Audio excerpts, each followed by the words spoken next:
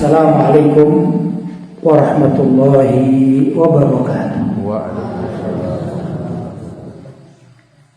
Alhamdulillah, wassalatu wassalamu ala rasulillah Sayyidina Muhammad bin Abdullah wa ala alihi wa sahbihi wa man wala wa la hawla wa la quwwata illa billah, amma ba'd.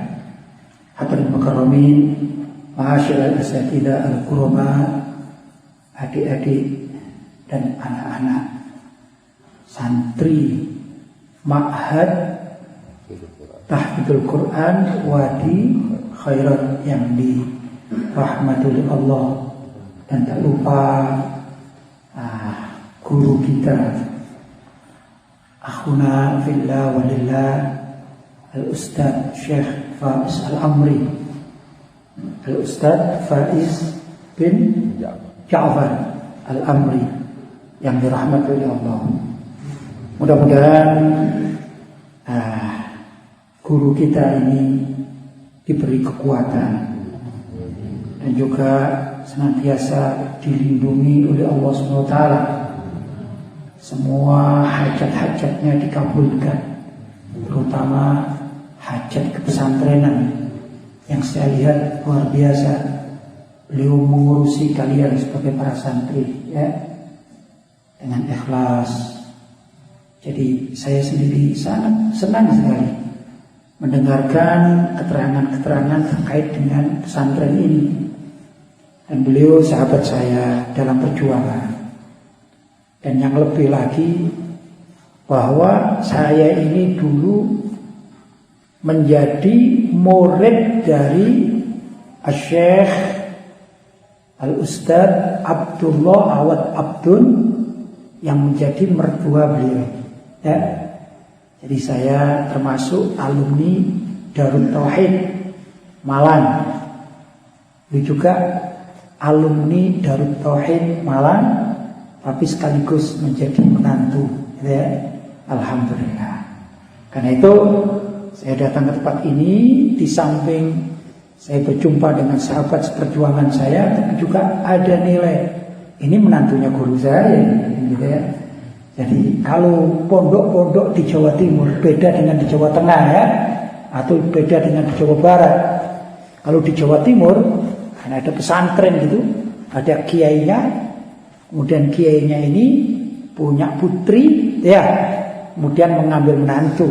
Maka menantunya pun dipanggil seperti anaknya kiai, namanya Gus. Nah, pernah dengar kan ya? Gus Fulan, yang baru meninggal dunia, Gus Solah, ya kan? Nah, kalau demikian, untuk saya sebagai orang Jawa Timur ini, ya, memberitahukan informasi, ya. Jadi guru kita Ustaz Faiz Al-Amri ini bisa dipanggil kalau di Malang Gus Faiz, gitu ya. Nah, itu kebiasaan orang Jawa Timur. Tapi itulah, beda tempat tentu beda istilah, ya. Karena beliau ini termasuk salah satu dari warga Al-Amri, maka kalau di Malang atau di beberapa tempat juga dipanggil Syekh Faiz Al-Amri, gitu. Karena beliau ini ustaz, maka dipanggil ya Ustaz Faiz Al-Amri. Saya kebiasaan panggil beliau Ustaz Faiz Al-Amri. Itulah dinamika, ya. Saya nggak tahu ini kalau adik-adik atau para santri sini panggilnya apa ini? Ustaz atau Abu ya, atau gimana? Ustaz juga, ya. Ya, macam-macam panggilan. Tapi itu semua demi untuk keakraban kita dengan beliau, ya kan? Kita juga berharap beliau tetap menyertai keseharian kita, sehingga tujuan kita mondok ke tempat ini bisa tercapai dengan baik dan sukses. Mudah-mudahan kalian sukses dan berhasil, Allahumma. Para santri yang berbahagia, kalian ini adalah para santri yang menghafalkan Al-Quran, tahfidzul Quran. Dan juga saya dengar dari Ustaz Faiz bahwa kalian ada target di sini, ya. Sekian tahun harus selesai hifdzul Quran, ya. Paling enggak 2 tahun, ya. 2 tahun diupayakan harus bisa selesai 30 juz. Nah, setelah itu ada takhususiyah, pengkhususan. Ada ilmu sanad, ya, mencari sanad. Ada juga belajar qiraah sab'iyah atau qiraah sab'ah dan lain seterusnya. Ini yang dilakukan oleh ulama-ulama salaf terdahulu begitu biasanya. Imam Syafi'i radhiyallahu ta'ala anhu itu mulai kecil beliau menghafalkan Quran sampai usia kurang lebih 7 tahun hafal Al-Quran. Luar biasa. Ini orang-orang zaman dahulu ya. Kemudian beliau setelah itu melanjutkan belajar ilmu yang lain. Kalau Imam Syafi'i diantarkan oleh ibunya pergi ke Madinah bertemu dengan Imam Malik radhiyallahu taala anhu yang beliau adalah seorang ahli hadis. Maka Imam Syafi'i belajar ilmu hadis kepada Imam Malik radhiyallahu taala anhu, Imam Malik bin Anas ya.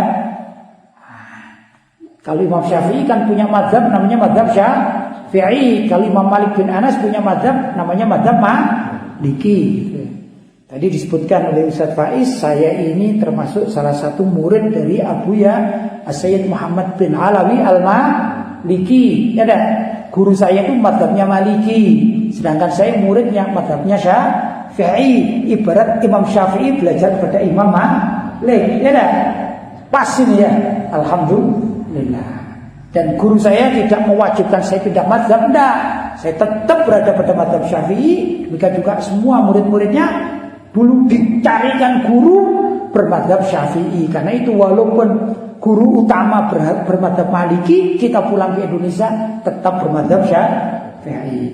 Baik ya ikhwan, dulu Imam Syafi'i begitu, setelah selesai hifdzul Quran, tahfidzul Quran, beliau belajar ilmu hadis dan ilmu-ilmu yang lainnya, ilmu fikih, seterusnya apa saja dipelajari oleh beliau sampai beliau ini mampu untuk menciptakan satu mazhab setelah mazhab Maliki yang punya gurunya itu ya.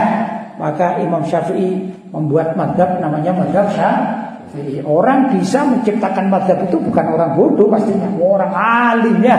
Beliau adalah seorang mujtahid. Tapi dimulai dari tahfidzul Quran. Ya ikhwan, itu zaman dahulu kala memang gangguan-gangguan ini masih belum banyak. Maksiat-maksiat zahira masih belum banyak. Tidak seperti zaman sekarang. Tapi alhamdulillah ini pesantren berada di atas gunung, di puncak Cisarua ya, puncak Bogor ya. Nah ini kanan kirinya luar biasa, ini hutan ya, luar biasa. Alhamdulillah sini sulit cari maksiat, sulit. Betul? Maka di sini tempatnya sangat pas kalau untuk tahfidzul Quran. Beda kalau hidup itu di kota seperti di Jakarta, Surabaya, di Malang, susah. Kalau hidup di tengah kota, ya kurang mendukung untuk tahfidzul Quran. Tapi kalau tempat yang sangat ya bersih, bagus, udaranya nyaman, ini kalau ada santri kok tidak bisa melampaui target yang harusnya selesai. Wah, ini perlu dipertanyakan ini. Ini banyak tidurnya atau banyak setoran hifdznya? Ya dah.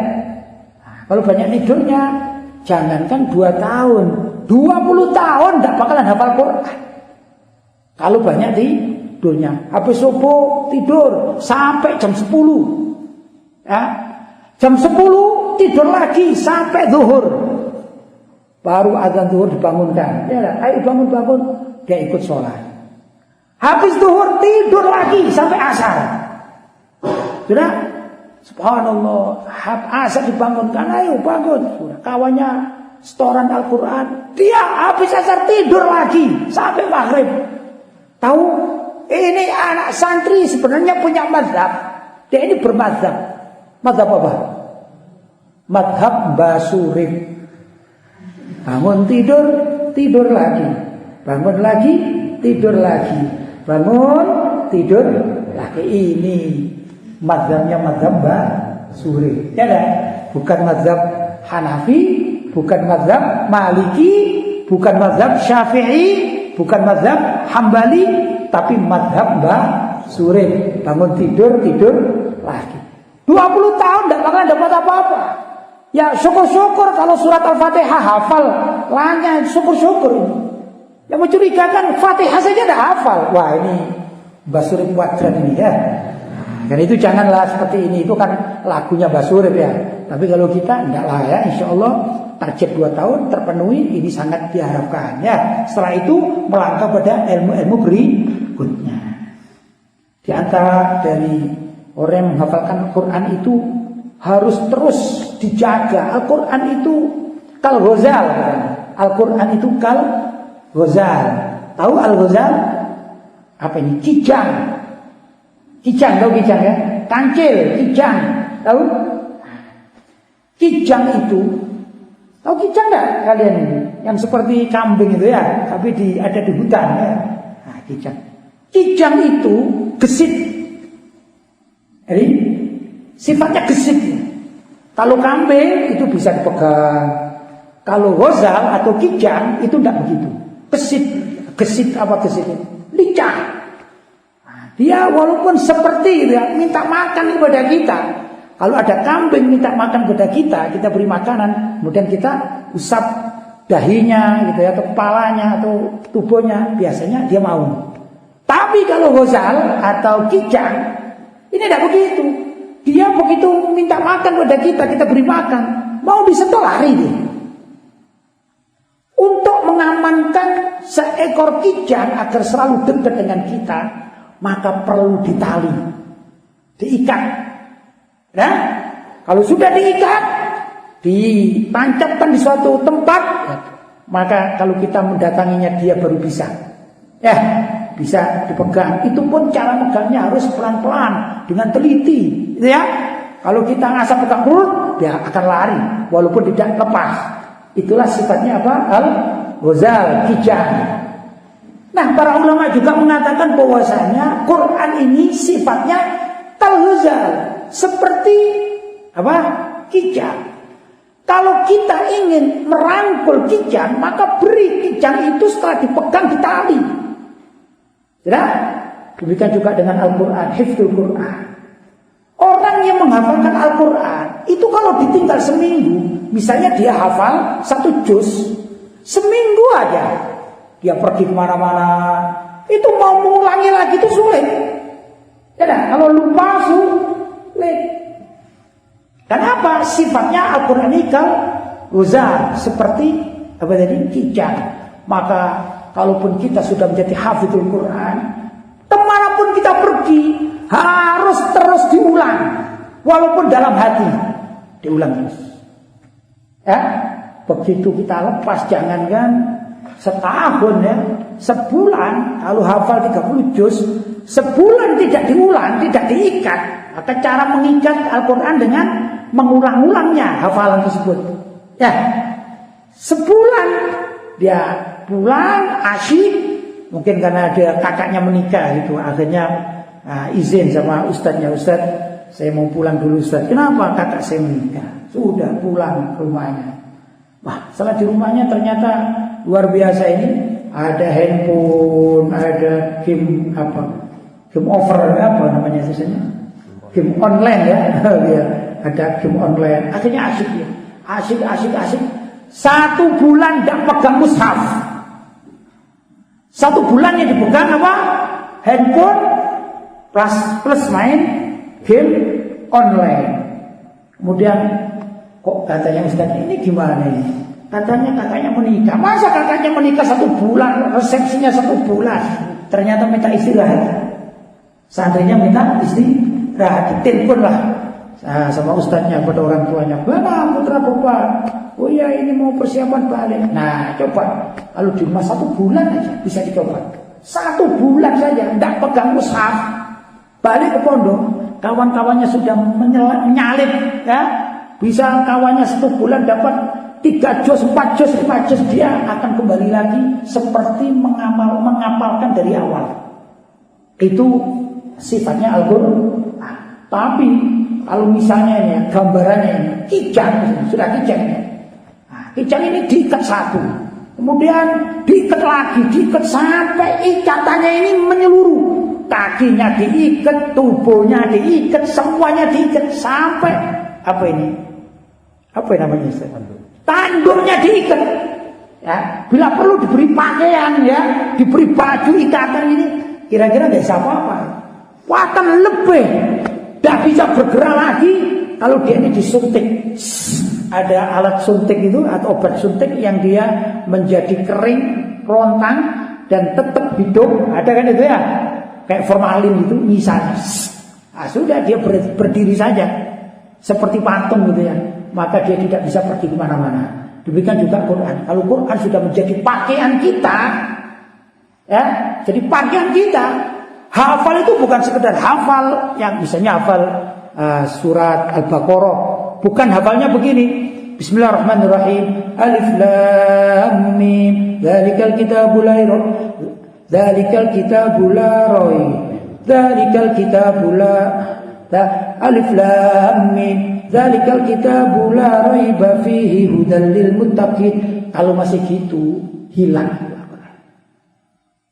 Tapi menghafalkan surat apa tadi? Al-Baqarah seperti hafal Al-Fatihah. Ini sudah menjadi baju kita. Itu anak-anak atau kita ini tidur dibangunkan. Hei, bangun. Ketemu gurunya, ayo baca surat Al-Fatihah. Itu langsung hafal itu. Bismillahirrahmanirrahim. Alhamdulillahirabbil alamin, arrahmanirrahim, maliki yaumiddin, iyyaka na'budu wa iyyaka nasta'in, ihdinas siratal mustaqim, siratal ladzina an'amta 'alaihim ghairil maghdubi 'alaihim waladdallin. Ya, kenapa? Karena mulai kecil hafal Al-Fatihah. Tapi kalau surat Al-Baqarah kan enggak. Ya, dia ngapalkan pertama masih hafal, sudah tengah-tengah begitu dia sudah ayat terakhir ngapalkannya. Bismillahirrahmanirrahim. Lillahi ma fis samawati wa ma fil ard wa in tubdu ma fi anfusikum aw tukhfu yuhasibukum billah, dan seterusnya. Ini yang pertama tadi agak lupa. Itu umumnya. Betul. Aduh, gimana Alif Lam? Alif Lam Mim. Dzalikal kitabu la raiba fihi hudal lil muttaqin. Ini bakalan hilang. Ini namanya hafalannya cuma segitu-gitu saja. Jelas ya? Ini perlu dijaga. Bahkan hafizul Quran yang 30 juz, kalau dia ini meninggalkan hafalannya, dia namanya al-hafidh, tapi lupa hafalannya. Banyak al-hafidh yang sengaja meninggalkan hafalannya, dia hanya dapat namanya saja, fulan bin fulan al-hafidh, disuruh ulang, lupa. Kenapa? Karena tidak mau mengulang-ulang terus. Itu namanya Qur'annya tidak diikat. Jelas ya? Hifdzul Qur'annya tidak diikat. Nah, ini kawan, karena itu saya berharap para santri di Wadi Khairat ini ya, ayo kita ikat Al-Quran, sudah kita hafalkan. Sayang, usia kalian ini kan sudah berapa lama ini ya? 1 tahun, 2 tahun. Ini dipergunakan untuk hifdzul Quran. Kalau tidak diikat itu akan habaan manthura. Apa? Sia-sia. Sayang kalau kita sudah meluangkan waktu untuk hifdzul Quran dengan benar, kemudian kita sengaja melupakannya. Ini naudzubillah min dzalik. Orang yang sudah niat menghafalkan Al-Quran, kemudian dia sengaja melupakan Al-Quran tersebut, dosa. Hukumnya dosa, tidak boleh. Dia sudah niat menghafalkan Al-Quran, sudah hafal, kemudian dia lupa terhadap hafalan tersebut. Niat, sudahlah, saya pindah lain saja, cari profesi yang lain. Apa? Saya ikut Gojek aja lah misalnya. Ikut Gojek tidak haram, ya dah. Cuman masalahnya meninggalkan hifdzul Quran ini menjadi dosa. Karena itu ya ikhwan, saya berharap ini pengalaman-pengalaman semacam demikian ini perlu ya kita kaji. Nah, di antara dari sekian banyak cara untuk memperkuat hafalan atau memperbaiki hafalan, itu kalau menurut Imam Syafi'i radhiyallahu taala anhu, apa ya? Meninggalkan maksiat. Ya dah. Kata Imam Syafi'i, beliau suatu saat ketemu dengan salah satu gurunya selain Imam Malik, namanya Imam Al-Waqi'. Ya. Maka Imam Syafi'i itu mengadu kepada Imam Al-Waqi', wahai Imam, gimana saya ini hafalan saya kok kurang kuat. Padahal Imam Syafi'i, ya, syakautu ila waqi'in su'a hifdzi fa arsadani ila tarkil ma'asi. Aku ketemu Imam Waqi', maka aku mengadu. Kata orang sekarang, curhat kepada Imam Al-Waqi'. Fa arsadani ila tarkil ma'asi. Maka beliau mengajari aku, kalau kalian menghafalkan khususnya Al-Quran, maka minimalisir maksiat kepada Allah. Kalau itu bisa kalian lakukan, alias kalian menghindar dari kemaksiatan, insya Allah kalian diberi hifdzul Quran yang baik. Begitu kurang lebih. Ya. Kemudian imam-imam terdahulu yang lainnya juga rata-rata mereka itu adalah hafizul Quran. Setelah hafizul Quran barulah melangkah pada ilmu-ilmu yang lain. Jadi jangan hanya cukup menghafalkan Al-Quran 30 juz saja. Jangan merasa cukup. Yang penting aku targetnya 30 juz selesai. Jangan. Ya. Apalagi kalau sekarang kita ini di beberapa tempat itu. Gimana masjid ini memerlukan ustadz hafizul Quran untuk menjadi imam. Ya. Kalau bisa jangan sekedar jadi imam. Kalau bisa jadi imam itu bagus, sangat bagus dan pahalanya besar. Tapi kalau bisa di samping jadi imam, ya juga sekaligus jadi khotib Jumatnya. Begitu targetnya. Ya, belajar juga. Saya mau boyong dari sini, mau pulang, saya harus belajar dulu khutbah Jumat.